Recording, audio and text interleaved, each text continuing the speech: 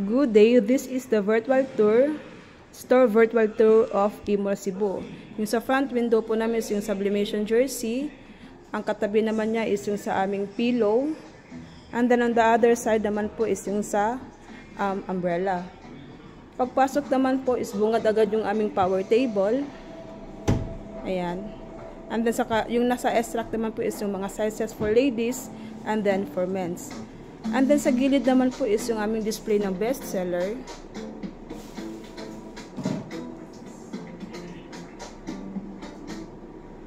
Hot deals.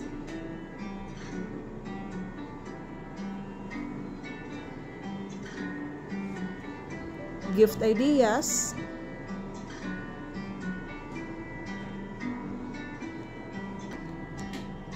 And giveaways.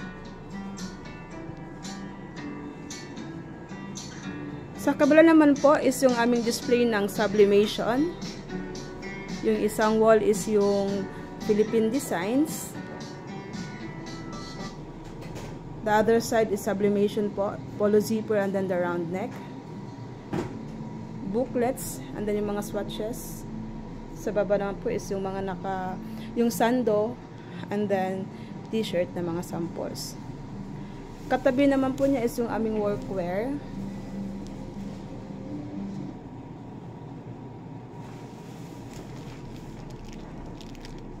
Yung mga nakahanger po na displays. Tabi naman po ng aming workwear is yung sa jackets.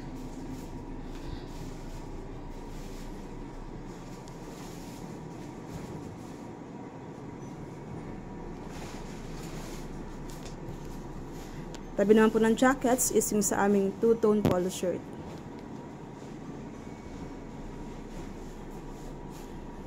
And then on the other side is our special polo.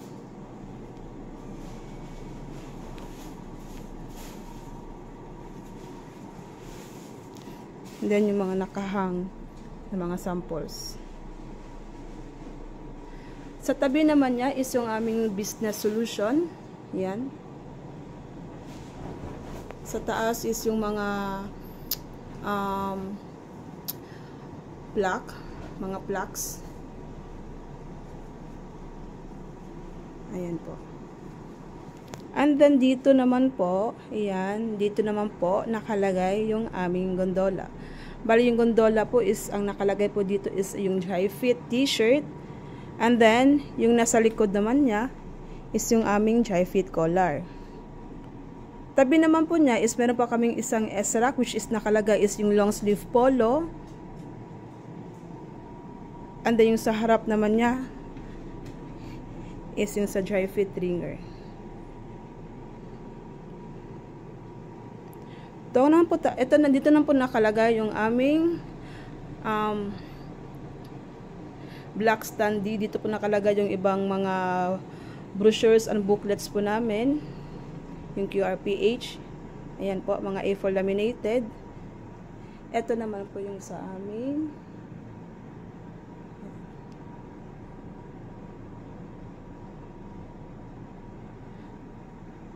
dito naman po nakalagay yung aming mga kids shirt. Yan po. Ito po yung aming cashier's area. Dito po nakalagay yung mga personal phones ng mga staff. And then dito naman po yung ibang forms namin nakalagay. Well, dito naman po na side is yung sa TIT Polo Ladies. Ayan. Ito naman po is yung aming mga forms, CWO, OS, DSR checklist, and then yung SOF. Ito naman po yung nalagayan ko po ng mga monthly reports. Ito po yung vault namin. Andito ko lang po nilalagay sa tray yung aming mga DSR daily. Yan. Ito po yung sa cashiers po namin. Ito po yung aming kaha. Ayan. Ito po yung aming drawer. Dito po namin nilalagay yung aming mga CWO po everyday. Dito naman po nakalagay yung aking mga forms. Andito yung mga journal notebook, rewards card monitoring, and then yung sa aming garments, spot check monitoring, and then consumables, yung aming pending monitoring, DMA reports, andito rin po siya. And then yung mga office memo po, dito po siya nakalagay.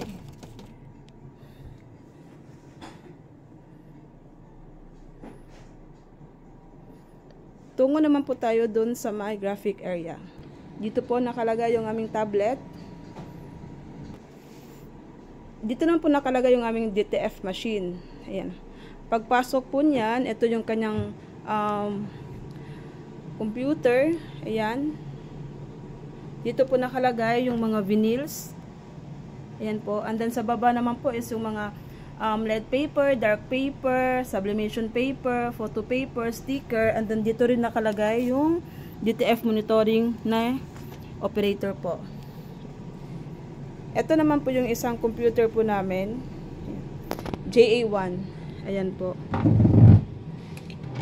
Kanyang drawer.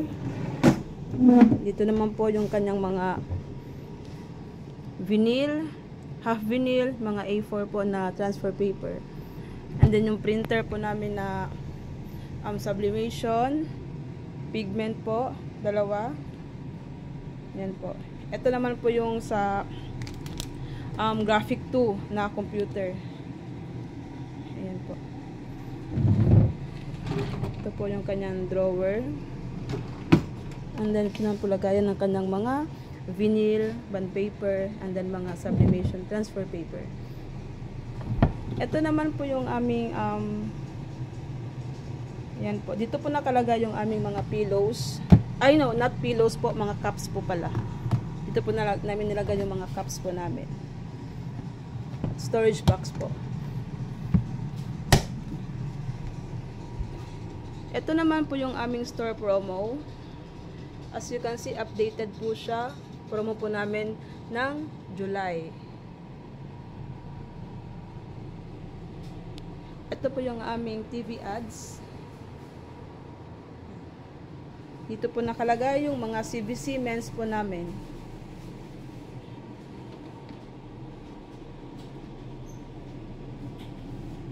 Ito naman po yung aming heat press na slide. Ayan po. Bali sa baba niya po, andito yung mga supplies namin ng mga plastic. And then, meron po kaming isang box ng mug box. Yung sa drawer naman po, meron kaming mga individual plastics po. Ayan.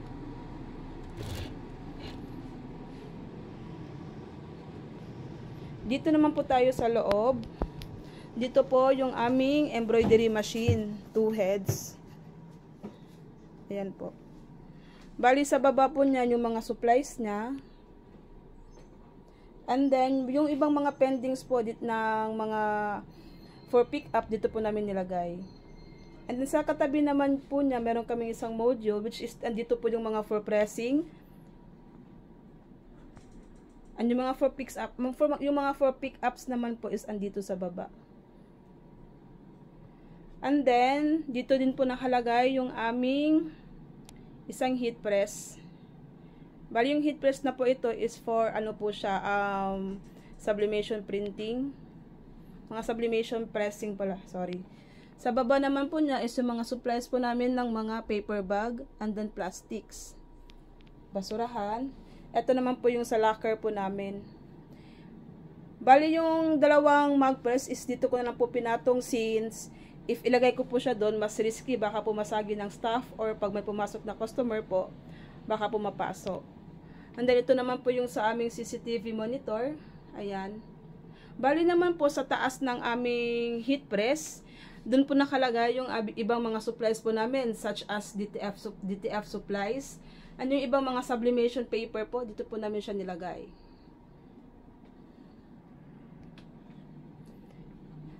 Tungo naman po tayo sa aming stock room. Ayan. Bali dito naman po, sa bungad po ng pinto, nakalagay po yung aming stainless tumbler. Ayan. Meron din po kami isang box po dito ng mug, yung 15 ounce. And then ito naman po yung mga stocks po namin nakalagay. Ayan. Bali dito po yung mga PQ collar po namin. And then dito naman po yung mga dry fit po namin. And then ito po yung mga CVC men's black and white. Since marami po kaming stocks, dito po siya nilagay yung iba. Dito naman po is yung aming dry fit collar. Since masikip na po doon sa may sa may bandang embro, kasi may embro tapos may nagpipress, dito po namin nilalagay yung ibang items po namin na for pick up. Sa loob na lang po namin nilagay. And then dito naman po is yung mga two-tone stripe namin. Two-tone stripe men's and ladies. And then dito naman po yung mga ibang CVC na hindi nagkasya, dito po namin nilagay.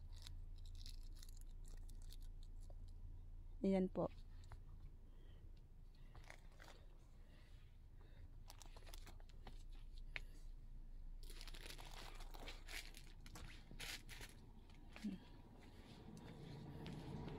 Yung mga trays po namin, basket.